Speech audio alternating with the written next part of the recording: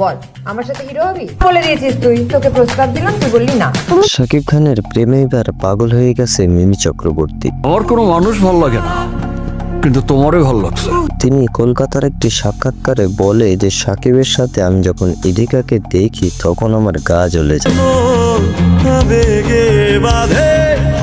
তিনি আরো বলে যে শাকিব খান আমার সাথে এমনটা কেন করলো, আমাকে কেন ছেড়ে দিয়ে ইধিকাকে নায়িকা করলো বরবাদে। তুফানের ব্লকবাস্টার হিটের পরে শাকিব খান আমাকে কথা দিয়েছিল যে পরবর্তী সিনেমাতেও আমি তার নায়িকা হব, কিন্তু শাকিব খান আমাকে ধোঁকা দিয়েছে। শাকিবের এটা করা কখনোই ঠিক হয়নি, আমি আর কখনোই শাকিবের সাথে সিনেমা করব না। এই নায়িকা সবাইকে অবাক করে দিয়ে আরো বলে যে শাকিব খান শুধুমাত্র আমাকে ব্যবহার করে আমাকে ছেড়ে দিয়েছে। দুষ্ট কোকিলের মতো এত জনপ্রিয় সুপারহিট গান দেওয়ার পরেও আইটেম গান হিসাবেও আমাকে বরবাদে রাখা উচিত ছিল শাকিবের।